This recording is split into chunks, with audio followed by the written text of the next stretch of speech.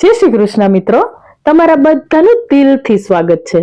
મિત્રો, આજની આપણી સ્ટોરી છે કે વૃદ્ધાવસ્થા અંત નથી. સ્ટોરી ખૂબ જ પ્રેરણાદાયક છે. જો તમને ગમે તો એક લાઈક કરી અને વિડીયોને તમારા મિત્રો અને પરિવારજનો સાથે જરૂરથી શેર કરજો. અને જો તમે મારી ચેનલ પર નવા હોય તો ચેનલને સબસ્ક્રાઇબ કરવાનું ભૂલશો નહીં.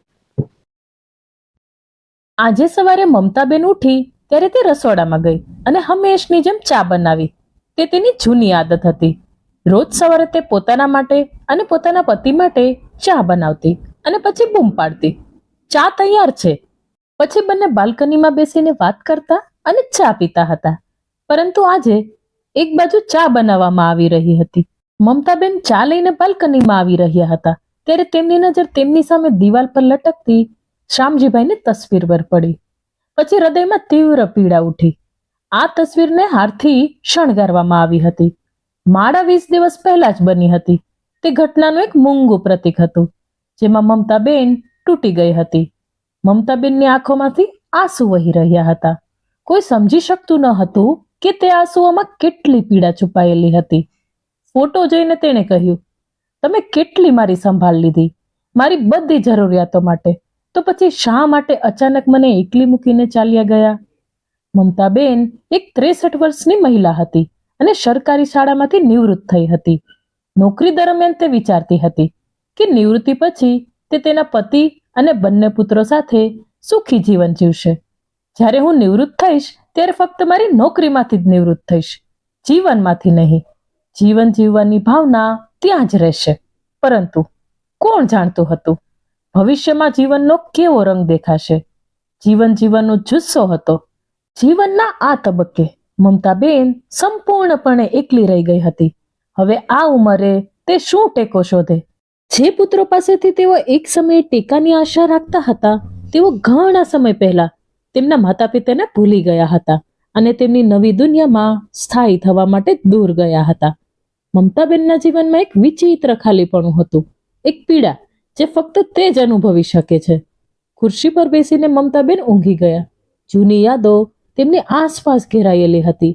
આટલા મોટા ઘરમાં એક સમય હતો જ્યારે દરેક ખૂણો તેમના સમગ્ર પરિવારની ખુશી અને હાસ્યનો સાક્ષી હતો.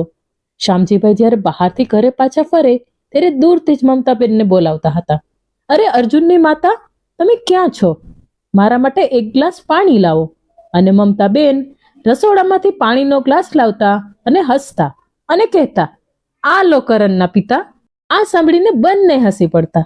મમતાબેન પોતાના નાના દીકરા અર્જુનને લાડ લડાવતા, તેથી તેમને અર્જુનની માતા કહેવામાં આવતી.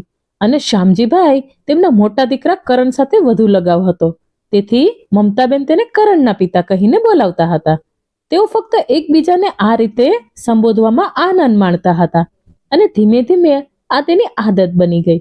તેમના 2 પુત્રો કરણ અને અર્જુનને માત્ર 3 વર્ષનું અંતર હતું. તેમણે તેમના પુત્રોને શ્રેષ્ઠ શિક્ષણ, સારો ઉછેર આપ્યો અને ફક્ત એક જ ફરજ બાકી હતી, તેમના માટે સારી કારકિર્દી પસંદ કરવી અને તેમના માટે સ્થાયી થવું. શ્યામજીભાઈ ઈચ્છતા હતા કે તેમનો મોટો પુત્ર પોતાનો ધંધો સંભાળે, પણ કરણને તેના ધંધામાં ખાસ રસ નહોતો. તે વિદેશમાં નોકરી લેવા માંગતો હતો, એક એવી નોકરી જે તેના સારા ભવિષ્ય અને સફળ જીવનની બાંયધરી આપે.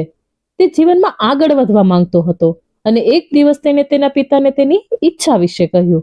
આ સાંભળીને શ્યામજીભાઈને ચિંતા થઈ, પણ બેટા, તો પછી આપણી દુકાનની સંભાળ કોણ રાખશે? મેં વિચાર્યું હતું કે જ્યારે આપણા દીકરાઓ મોટા થશે ત્યારે આપણો ધંધો વધારશે. અને દીકરા, નોકરી તો બસ નોકરી છે. તમે નોકરી કરીને માત્ર થોડા 1000 રૂપિયા કમાઈ શકશો, જ્યારે જો તમે તમારો વ્યવસાય વધારશો તો દર મહિને લાખો રૂપિયા કમાઈ શકશો. પણ પપ્પા, જો અમારે આ જ કરવાનું હતું તો અમારે આટલું બધું ભણવાની શા માટે જરૂર હતી? અને જ્યાં સુધી દુકાન ચલાવવાની વાત છે તે કામ અભણ વ્યક્તિ પણ કરી શકે. મેં આ વિશે વિચાર્યું છે. હવે હું વિદેશ જઈશ અને ત્યાં સારી નોકરી મેળવીશ અને ત્યાં સ્થાયી થઈશ. બેટા, મને સમજવાનો પ્રયત્ન કર. શિક્ષણ એટલા માટે મેળવવામાં આવે છે જેથી વ્યક્તિ કંઈક યોગ્ય અને બુદ્ધિપૂર્વક કરી શકે. નવી ટેકનોલોજી અને નવી અનુભવ જીવનને વધુ સારું બનાવી શકે.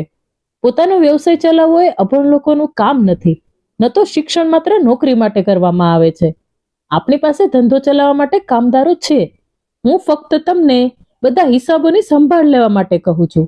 અને દીકરા, જો તને આ ધંધો ગમતો ન હોય તો બીજો ધંધો શરૂ કર.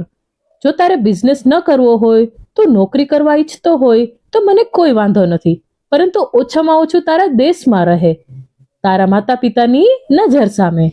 આટલું કહીને શ્યામજીભાઈએ સમજાવવાનો પ્રયાસ કર્યો, પરંતુ કરણ સંમત ન થયો. તેથી તેના નાના ભાઈ અર્જુને કહ્યું, ભાઈ, તમે શું વાત કરો છો? તમે માતા પિતાને છોડવાની વાત કરી રહ્યા છો, જેમણે અમને જન્મ આપ્યો, જેમણે અમને ઉછેરવા માટે પોતાનું જીવન વિતાવ્યું. પરંતુ કરણે તેની મજાક ઉડાવતા કહ્યું, તને મમ્મી પપ્પાની આંગળી પકડવાની આદત છે. તમારા જેવા લોકો જીવનમાં ક્યારેય સફળ થતા નથી. દુનિયા ક્યાંથી ક્યાં સુધી ગઈ છે, અને તું કૂવાનો ડેડકો બનવા માંગે છે. પણ હું તારા જેવો નથી કે જે મા બાપને વળગી રહે. કરણ કોઈની વાત સાંભળવા તૈયાર નહોતો, એટલે માતા પિતાએ પણ ચૂપ રહેવાનું યોગ્ય માન્યું. ઘણા પ્રયત્નો બાદ આખરે કરણને વિઝા મળી ગયો અને એક દિવસ તે અમેરિકા ચાલ્યો ગયો. દીકરાના વિદાયથી મમતાબેન ખૂબ જ દુઃખી હતી. તો શ્યામજીભાઈએ સમજાવ્યું અને કહ્યું, કોઈ વાંધો નહીં મમતા, આજની નવી પેઢી કદાચ પોતાના બળ પર જીવવા માંગે છે. તો મમતાબેને કહ્યું, પરંતુ માતા પિતા તેમના બાળકો માટે તેની બધી ફરજો કરે છે, સખત મહેનત કરે છે, જીવનની દરેક ક્ષણ તેમના બાળકોના ભવિષ્ય માટે વિચારીને વિતાવે છે. બાળકના જન્મથી લઈને પુખ્ત અવસ્થા સુધી તે તેની દરેક જરૂરિયાતો અને ઈચ્છાનું ધ્યાન રાખે છે. તો પછી બાળકો તેમના ભવિષ્ય અને તેઓ ઈચ્છે છે તે જીવન સિવાય બીજું કંઈ કેમ વિચારતા નથી? આટલું કહીને મમતાબેનને આંસુ આવી ગયા. તો શ્યામજીભાઈએ કહ્યું, ચિંતા ન કરો મમતા, કરણને જે રીતે જીવવું છે તે રીતે જીવવા દો. આપણો નાનો દીકરો અર્જુન છે ને, અર્જુન બાળપણથી જ શરમાળ હતો. તેના મોટા ભાઈ કરણથી તદ્દન વિપરીત હતો. તેને અત્યાર સુધી તેના માતા પિતાની આંગળી પકડવાની ટેવ હતી. મોટા દીકરા કરણના ગયા પછી શ્યામજીભાઈને હવે તેમની પાસેથી અપેક્ષાઓ હતી. કમસે કમ તે કરણ જેટલો સ્વાર્થી તો નહોતો. તેના મોટા ભાઈ વિદેશ ગયા પછી અર્જુને પોતાના માતા પિતાનો હાથ પકડ્યો અને કહ્યું, જો કોઈ મારા માતા પિતાને છોડવાના બદલામાં મને ઘણી સંપત્તિ આપે તો પણ હું તમને છોડીશ નહીં. પરંતુ સોનિયા કદાચ તે સમયની સંપત્તિ કરતા વધુ મોહક હતી. જ્યારે તે તેને મળ્યો ત્યારે તેના દેખાવની જાળમાં એટલો ફસાઈ ગયો કે તેના માતા પિતાને ભૂલી ગયો. સોનિયા પણ એક એવા છોકરાની શોધમાં હતી જેને પોતાનો કોઈ ખ્યાલ ન હોય, જેને તે પોતાની આંગળીઓ પર નચાવી શકે અને તેની ઈચ્છા મુજબ ઢાળી શકે. સોનિયા એક સમૃદ્ધ અને આધુનિક પરિવારની છોકરી હતી.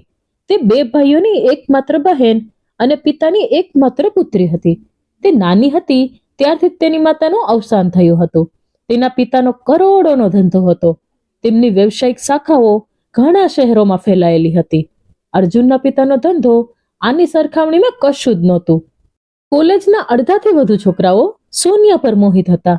આવી પરિસ્થિતિમાં અર્જુનને લાગ્યું કે સોનિયાએ તેને પસંદ કરીને તેના પર મહેરબાની કરી છે.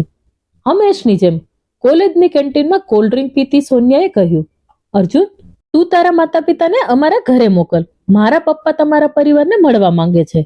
અર્જુને કહ્યું, તારા પપ્પા હવે આ લોકોને કેમ મળવા માંગે છે? શું તે મને મળીને ખુશ નથી? અર્જુન, તું સાવ મૂર્ખ છે. તે આપણા લગ્નની વાત કરવા માંગે છે અને લગ્નની વાત ઘરના વડીલો નક્કી કરે છે, બરાબર? તું એક કામ કર, આ રવિવારે તારા મા બાપને અમારા ઘરે મોકલજે. તે પછી મારા પિતા ઇન્ડિયાની બહાર જશે અને હું ઈચ્છું છું કે તે પહેલા જ અમારા લગ્નની તારીખ નક્કી કરવામાં આવે. નહીતર મને ખબર નથી કે આ મામલો કેટલા મહિના સુધી મુલતવી રાખવો પડશે. તેથી અર્જુન ખચકાયો અને કહ્યું, પણ સોનિયા, મેં હજુ સુધી મારા માતા પિતાને આપણા વિશે કહ્યું નથી. તો તેમને મારા વિશે કહો. હું કઈ હલકી કક્ષાની છું? ગુસ્સે થઈને સોનિયાએ કહ્યું, અરે સોનિયા, મેં આવું ક્યારે કહ્યું? મને વાત કરવામાં થોડો ખચકાટ લાગે છે. હું મારા પોતાના લગ્ન વિશે કેવી રીતે વાત કરી શકું? તેથી સોનિયાએ ગુસ્સામાં કહ્યું, મને એક વાત કે, શું તારા માતા પિતા તને બાળક સમજે છે? તું નાના બાળકની જેમ બેઠો રહે. મને લાગે છે કે મારે તેમની સાથે વાત કરવી પડશે.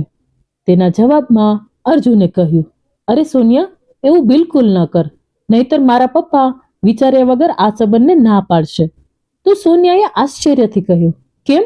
શું તમારા કુટુંબની છોકરીઓને બોલવાનો અધિકાર નથી? શું તેમની પાસે તેમના પોતાના કોઈ અભિપ્રાય અથવા ઈચ્છાઓ નથી? સોનિયાના શબ્દો સાંભળીને અર્જુન ગભરાઈ ગયો. તેને સમજાતું નહોતું કે તેને આ વાત કેવી રીતે સમજાવી. સોનિયા, એવું નથી, પરંતુ અમારા પરિવારમાં એવી છોકરીઓ પણ પસંદ નથી થતી જે સાસરાના ઘરે જઈને પોતાના સંબંધ વિશે વાત કરે. સારું, તમે એમ કહેવા માંગો છો કે તમારું કુટુંબ જૂના જમાનાનું છે. એવું નથી સોનિયા, તે એટલા જૂના નથી કે તેના પુત્રની પસંદગીની કાળજી ન લે. તે મને ખૂબ પ્રેમ કરે છે. જો અર્જુન, લગ્ન પહેલા વાત કરવી સારી. હું આવા ગૂંગળામણવાળા વાતાવરણમાં રહી શકીશ નહીં. આ સાંભળીને અર્જુનને નવાઈ લાગી. તે કોઈ પણ ભોગે સોનિયાને ગુમાવવા માંગતો ન હતો. ગૂંગળામણનું વાતાવરણ એટલે શું સોનિયા? તને ખબર છે અર્જુન, હું બહુ મુક્ત આધુનિક છોકરી છું. મારા પપ્પા પણ આધુનિક વિચારવાળા છે. તેઓએ ક્યારેય મારા પર કોઈ પ્રતિબંધ મૂક્યો નથી. મારો ભાઈ પણ પોતાની મરજીનો માલિક છે. મારા પપ્પા પણ કેટલીક વાર મિત્રો સાથે દારૂ પીવે છે. આવા ખુલ્લા વાતાવરણમાંથી બહાર આવીને તમારા જૂના પરિવાર સાથે ગૂંગળામણના વાતાવરણમાં હું કેવી રીતે એડજસ્ટ થઈ શકીશ? અને તું પણ મને ઓળખે છે, ખરું ને? હું ત્યાં ક્યારેય નહીં રહી શકું. તું શું કહે છે સોનિયા? તું જાણે છે કે હું તારા વિના જીવી શકતો નથી અને તું લગ્ન કરવાની ના પાડી રહી છે? ઓ ના અર્જુન, હું તને પરણવાની ના પાડતી નથી, પણ તારા માતા પિતા સાથે રહેવા નથી માંગતી. હું ફક્ત એટલું જ ઈચ્છું છું કે તું લગ્ન પછી અમારી સાથે રહે. અર્જુન નારાજ થઈ ગયો અને કહ્યું, ના સોનિયા, હું મારા માતા પિતાને કેવી રીતે છોડી શકું? અર્જુન, તું એમ કેમ કહી રહ્યો છે જાણે તારા માતા પિતા નાના બાળકો હોય જે તારા વગર જીવી શકતા નથી. જ્યારે તારો મોટો ભાઈ તેમને છોડી શકે છે ત્યારે તું કેમ ના જઈ શકે? ખેર, પપ્પાએ નક્કી કરી લીધું છે કે તેઓ તેમની કંપનીની યુએસની બ્રાન્ચ અમને સોંપી દેશે. પછી અમે ત્યાં શિફ્ટ થઈ જઈશું. પરંતુ સોનિયા, મારા માતા પિતા પ્રત્યે પણ મારી થોડી જવાબદારી છે. જો હું વિદેશ જઈશ તો તે લોકો એકલા પડી જશે. તે શા માટે એકલા પડી જાય? શું અહીં તેમના સગા સંબંધીઓ નથી? ખેર, બાળકો મોટા થાય ત્યારે મા બાપે તેને પાલવ સાથે બાંધી રાખવું જોઈએ નહીં. તેમને તેની મરજી મુજબ જીવવા દેવા જોઈએ. સોનિયાએ પોતાના શબ્દો સાથે અર્જુનને વિશ્વાસમાં લીધો. હવે અર્જુનને પણ એવું લાગવા લાગ્યું હતું કે સોનિયા જે બોલી રહી છે તેમાં કશું ખોટું નથી. રાત્રે અર્જુન ઘરે પહોંચ્યો ત્યારે તેને હિંમત ભેગી કરી અને તેના માતા પિતાને સોનિયા વિશે કહ્યું અને સાથે સાથે બીજી ઘણી વાતો કહી દીધી. આ બધું અર્જુનના મોઢામાંથી સાંભળીને મમતાબેન અને શ્યામજીભાઈ સ્તબ્ધ થઈ ગયા. ઓછામાં ઓછું તેને તેના નાના પુત્ર પાસેથી એની અપેક્ષા નહોતી. પિતાએ થાકેલા અવાજે કહ્યું, દીકરા, તારી શું ઈચ્છા છે? શું તું પણ અમને છોડીને જવા માંગે છે? એટલે અર્જુને માથું નમાવીને ધીમેથી કહ્યું, હા પિતાજી, મારે સોનિયા સાથે અમેરિકા જવું છે અને તેના પિતાનો ધંધો સંભાળવો છે. પછી ઊંડો શ્વાસ લેતા શ્યામજીભાઈએ કહ્યું, તું જઈ શકે છે અર્જુન. તમે શું કહો છો? મમતાબેને આંખોમાં આંસુ સાથે તેની સામે જોઈને કહ્યું. તો શ્યામજીભાઈએ કહ્યું, તે સાચું છે. પક્ષીના બચ્ચાઓ પણ મોટા થાય ત્યારે માળામાં રહેવાનું પસંદ કરતા નથી. તે ફક્ત તેની સ્વતંત્રતાથી ઉડવા માંગે છે. માળામાં તેઓ પોતે ઉડવા માટે સક્ષમ ના હોય ત્યાં સુધી જ રહે છે. તેણે કહ્યું કે હવે આપણા બાળકો પણ મોટા થઈ ગયા છે. ત્યારે તેની આંખોમાંથી આંસુ ટપકવા લાગ્યા. પણ આ સાંભળીને અર્જુનની ખુશીનો પાર ન રહ્યો. તેણે સોનિયાને ફોન કર્યો અને તેને બધું કહ્યું અને થોડા દિવસોમાં સોનિયા સાથે લગ્ન કર્યા. સોનિયા અર્જુનની દુલ્હન તરીકે તેના સાસુ સસરાના ઘરે આવી હતી, પરંતુ માત્ર વિધિ કરવા માટે. તે પછી તે અર્જુનને સાથે લઈ તેના માતા પિતાના ઘરે પાછી ગઈ, પણ એકલી નહીં, અર્જુન સાથે. થોડા દિવસો આ રીતે પસાર થયા. હવે શ્યામજીભાઈની તબિયત બગડી રહી હતી. હવે તેના માટે એકલા દુકાનનું કામ સંભાળવું શક્ય નહોતું. તેથી તેણે તેની દુકાન વેચી દીધી. થોડા દિવસો બાદ અર્જુન પણ તેની પત્ની સાથે અને સાસરિયા સાથે અમેરિકા શિફ્ટ થઈ ગયો. મમતાબેન અને શ્યામજીભાઈની છેલ્લી આશા પણ તૂટી ગઈ હતી. હૃદય પર પથ્થર રાખીને તેમણે પોતાના પુત્રોના વિરહને પણ સહન કર્યું.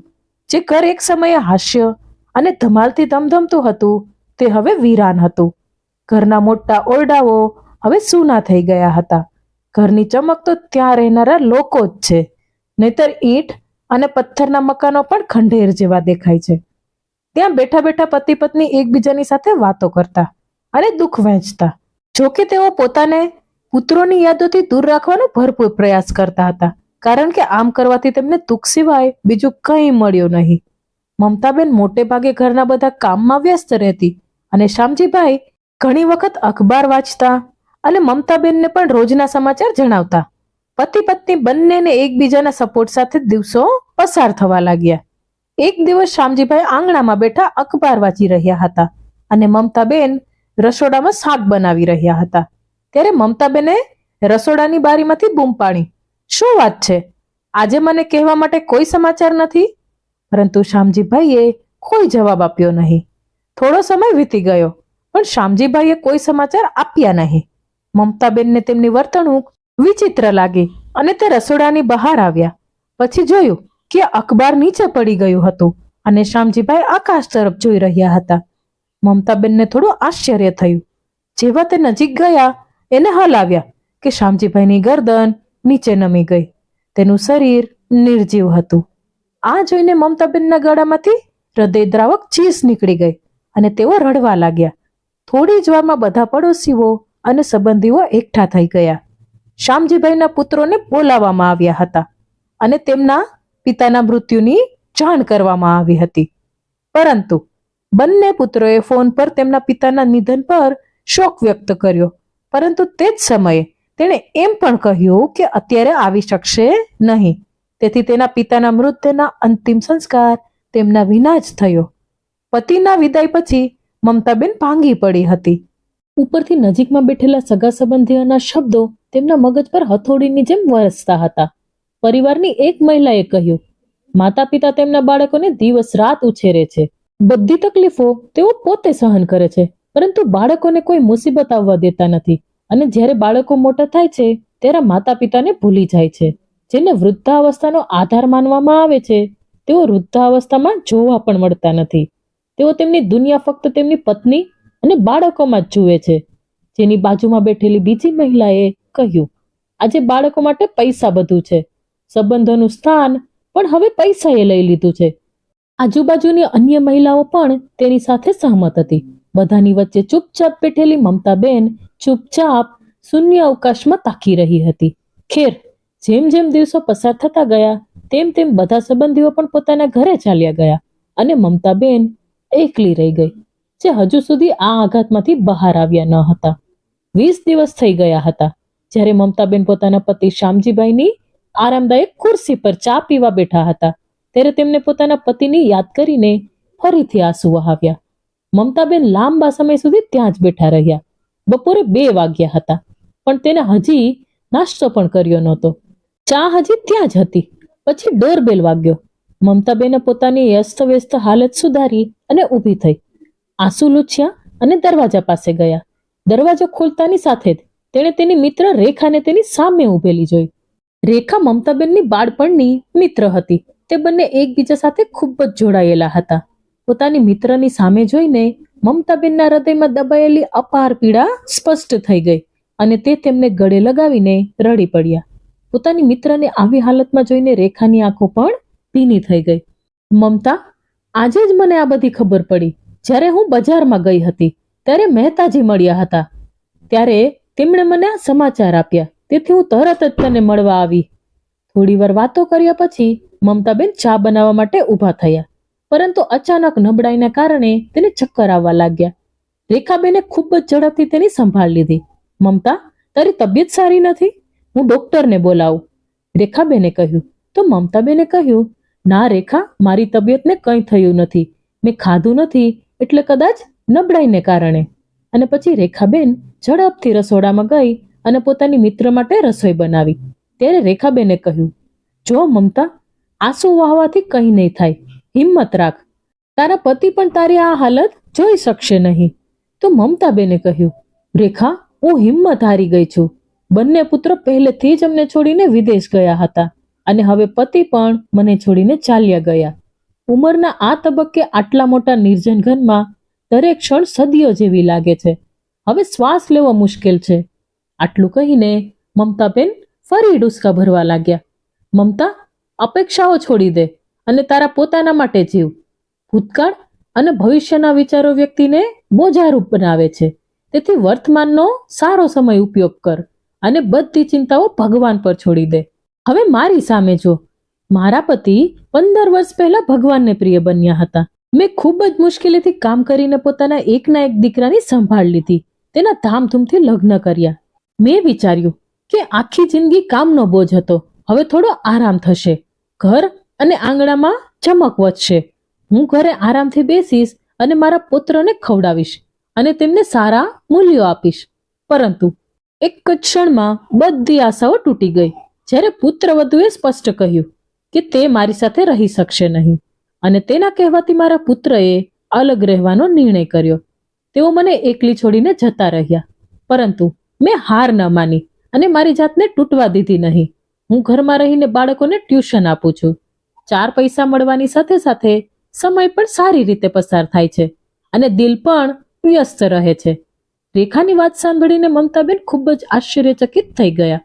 ખરેખર તેમની હિંમત પ્રશંસનીય હતી. તેમને જોઈને મમતાબેનને લાગ્યું કે હિંમતને વ્યક્તિની ઉંમર સાથે કોઈ લેવા દેવા નથી. ઠીક છે મમતા, હવે હું જાઉં છું. હું આવતીકાલે તને મળવા ફરીથી આવીશ. આટલું કહીને રેખાબેન પોતાના ઘરે જતી રહી. તેની મિત્રના શબ્દો વારંવાર મમતાબેનના હૃદયમાં ફરવા લાગ્યા. તેણે લાંબા સમય સુધી આ વિશે વિચાર્યું. બીજા દિવસે જ્યારે મમતાબેન સૂર્યોદય સાથે જાગી ત્યારે તેમણે બારીમાંથી ડોક્યું કરી પહેલા સૂરજની લાલાશને જોઈ.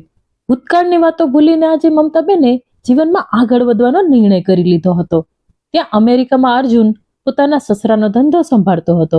જો કે સોનિયાના ભાઈઓને તેમના બનેવીની હાજરી બહુ ગમતી ન હતી, કારણ કે તેના આગમન પછી તેનું મહત્વ કંઈક ઓછું થઈ ગયું હતું અને તે ઉપરાંત તેમના વ્યવસાયનો હિસ્સો વધ્યો હતો. પરંતુ તે તેના પિતાના ડરથી તેને કંઈ પણ કહી શકતો નહીં. તેને જોઈને મનમાં ગુસ્સો આવતો હતો. ધીમે ધીમે સમય પસાર થતો ગયો. અર્જુન પણ વર્ષોથી તેના વર્તનમાં ફેરફાર જોઈ રહ્યો હતો, પરંતુ બધું જાણતા હોવાથી તે અજ્ઞાનીનો ઢોંગ કરવાનું ચાલુ રાખ્યું.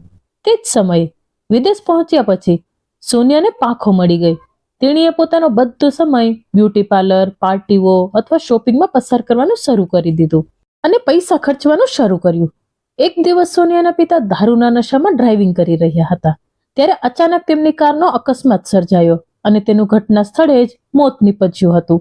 સોનિયા બંને ભાઈઓને પહેલેથી જ આંખમાં પછડાઈ રહી હતી. તેમને તેમની બહેન અને બનેવી સાથે રહેવું ગમતું ન હતું. તેથી પિતાનું મૃત્યુ થતાની સાથે જ તેણે તેની બહેનનો ભાગ અલગ કર્યો અને તેને દૂધમાંથી માખીની જેમ બહાર કાઢી અને એમ પણ કહ્યું કે હવે તે લોકો આ ઘર છોડીને પોતાનું અલગ ઘર બનાવવું પડશે અને ત્યાં રહેવું પડશે. સોનિયા તેની સામે કશું જ બોલી શકી નહીં અને સીધો સાદો અર્જુન પણ કશું બોલ્યો નહીં. સોનિયાએ નાનપણથી જ લક્ઝરી અને આરામ જોયો હતો. તેને સખત મહેનત કેવી રીતે કરવી તે આવડતું ન હતું. પરંતુ પિતાના અવસાન પછી તેની બંને ભાભીઓનું વર્તન સંપૂર્ણપણે બદલાઈ ગયું. તે જ સમયે બંનેએ તેમના પતિને તેમની વિરુદ્ધ ઉશ્કેર્યા અને સોનિયાના ભાઈઓએ તેને જે શેર આપ્યો હતો તે કામ શરૂ કરવા માટે પૂરતો ન હતો. સોનિયા અને અર્જુન ખૂબ જ નારાજ હતા. આ ઉપરાંત સોનિયાના જે શોખ હતા તે પૂરા કરવા અશક્ય હતા. ચિંતાતુર સોનિયાએ મનમાં ઘોડાની દોડ લગાવવાનું શરૂ કર્યું અને કહ્યું, અર્જુન, તારા પિતાની મિલકતમાં તારો ભાગ કયા દિવસે કામ આવશે?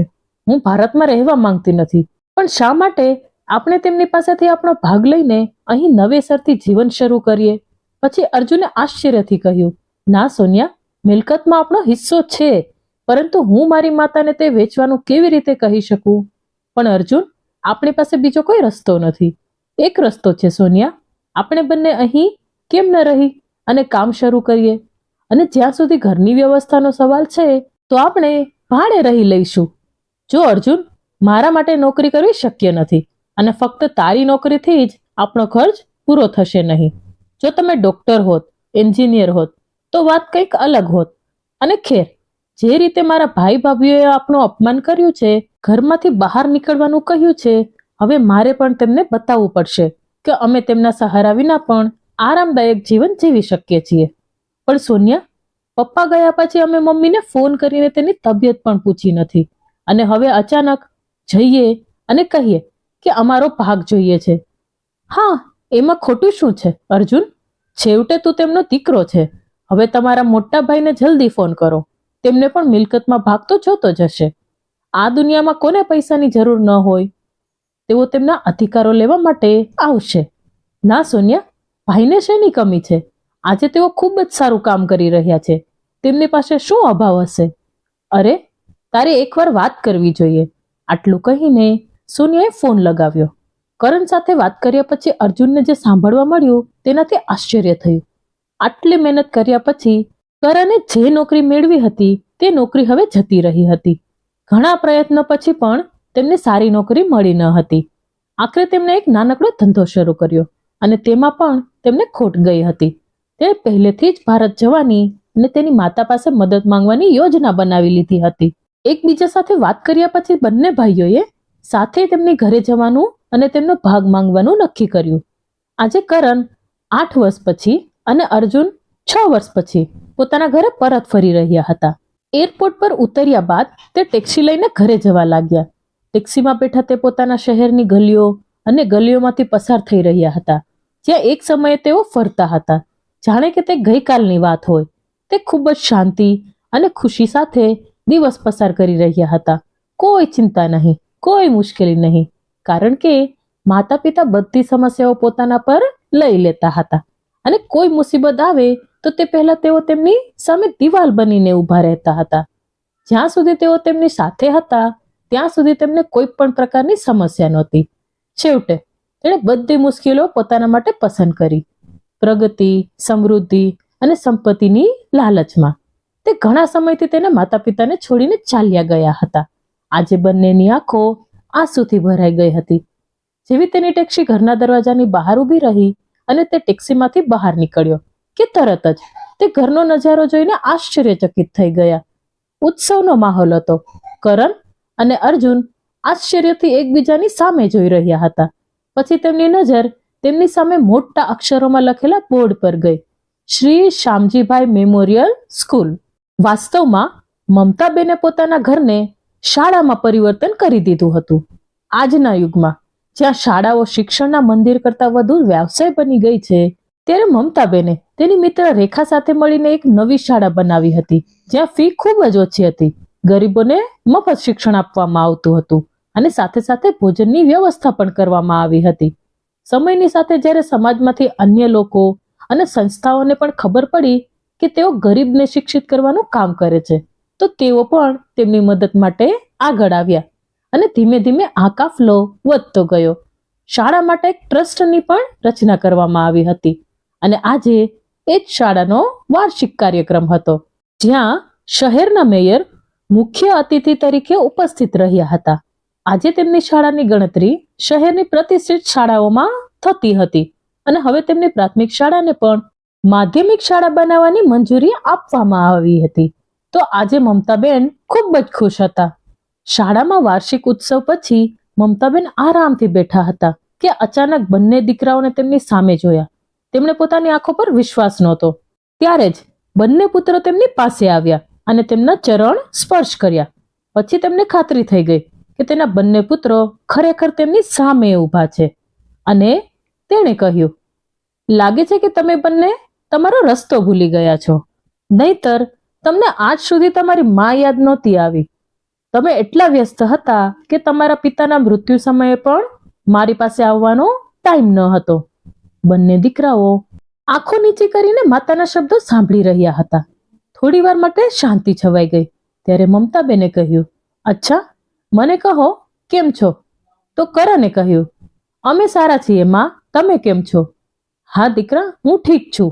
એક સમય હતો જ્યારે તમારી માં ભાંગી પડી હતી, પરંતુ મેં મારી સંભાળ લેવાનું શીખી લીધું છે.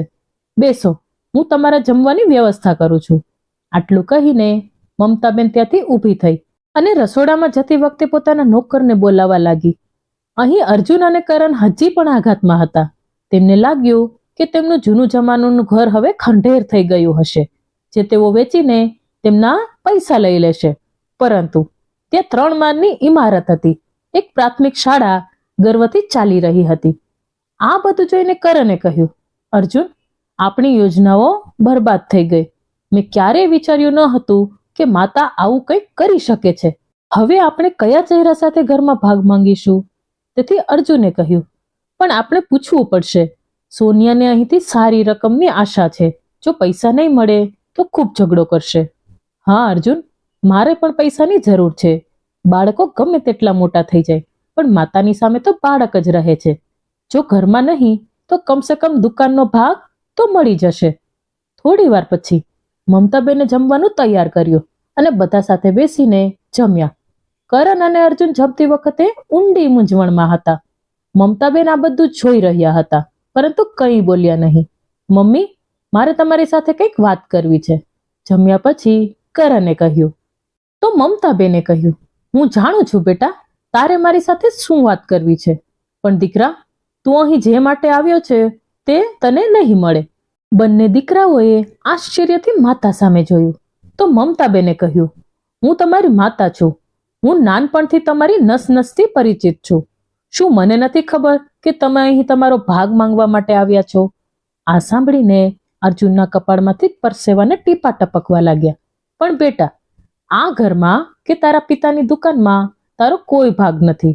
જ્યારે તમારા પિતા બીમાર હતા ત્યારે અમે દુકાન વેચી દીધી, કારણ કે અમને તેની સારવાર માટે પૈસાની જરૂર હતી, અને જે પૈસા બચ્યા હતા તેનાથી મેં ઘરનું સમારકામ કરાવ્યું અને મારી પોતાની શાળા ખોલી, અને હવે મેં આ ઘરને સ્કૂલ ટ્રસ્ટના નામે કરી દીધું છે, જેથી હું આ દુનિયા છોડ્યા પછી પણ શાળા આવી જ રહે. પણ મમ્મી, તારે આ બધું કરવાની શું જરૂર હતી? કરણે ખચકાટ સાથે પૂછ્યું. તો મમતાબેને કહ્યું, બેટા, મારા જીવનમાં પૈસાથી કોઈ ફરક પડતો ન હતો. ગઈકાલે પણ નહીં અને આજે પણ નહીં. મારી એક જ ઈચ્છા હતી કે અમારા બાળકોના અસ્તિત્વથી અમારું ઘર પ્રકાશિત થાય. હવે જેમના માટે એટલું મોટું ઘર બનાવ્યું હતું તેઓ હવે વિદેશમાં સ્થાયી થઈ ગયા, અને તે ઉપરાંત તમારા પિતાના ગયા પછી એકલતાનો માર સહન કરવો મારા માટે ખૂબ જ મુશ્કેલ બની ગયો. તે ખાલી મકાન મને ખાવા દોડતું હતું. તેથી મેં વિચાર્યું, શા માટે લોકોને મદદ ન કરીએ અને કંઈક પુણ્ય મેળવીએ. સમાજ સેવા પણ થશે, જીવન પણ સાર્થક બનશે. અને જુઓ, જ્યારે હું એક ડગલું આગળ વધી તો ભગવાને પણ મારો સાથ આપ્યો. મને ખબર નથી કે આજકાલ સમય કેવી રીતે પસાર થાય છે. એકલતા મારી આસપાસ પણ ભટકતી નથી. અને ખેર બેટા, મેં તારી પાસેથી જ સાંભળ્યું છે કે જ્યારે બાળકો મોટા થાય છે ત્યારે તેમને પાલવમાં બાંધીને ન રાખવા જોઈએ, પણ જીવન જીવવા દેવું જોઈએ. મેં ફક્ત તમારા શબ્દોનું પાલન કર્યું છે. મેડમ, કોઈ તમને મળવા આવ્યું છે. પટાવાળો આવ્યો અને કહ્યું. તો મમતાબેને કહ્યું, ઠીક છે, તેમને કહો કે ઓફિસમાં બેસો, હું આવું છું. ઠીક છે દીકરા, મારે થોડું કામ છે, હું પતાવી લઉં. ત્યાં સુધી તમે આરામ કરો. આટલું કહીને મમતાબેન ત્યાંથી ચાલ્યા ગયા. માતાનો જવાબ સાંભળીને કરણ અને અર્જુનનું હૃદય ભરાઈ ગયું. બીજે દિવસે તેઓ બંને યુએસ પાછા ગયા. તો મિત્રો, શું મમતાબેને લીધેલો નિર્ણય યોગ્ય હતો? કમેન્ટ બોક્સમાં તમારો અભિપ્રાય લખો. મિત્રો, આ એપિસોડ જો તમને પસંદ આવ્યો હોય તો ખાસ વિડીયોને લાઈક કરી અને એકવાર કમેન્ટમાં જય શ્રી કૃષ્ણ જરૂરથી લખજો. અને તમે કયા ગામથી મારી સ્ટોરી સાંભળો છો તે પણ આપ અમને જરૂરથી જણાવજો. અને ખાસ મિત્રો, આપણી ચેનલને સબસ્ક્રાઇબ કરવાનું ભૂલશો નહીં, જેથી આવી જ સત્ય ઘટના પર આધારિત કહાની આપણને સમયસર સાંભળવા મળતી રહે. ફરી મળીશું એક નવા એપિસોડ સાથે. ખૂબ ખૂબ ધન્યવાદ. જય શ્રી કૃષ્ણ. રાધે રાધે.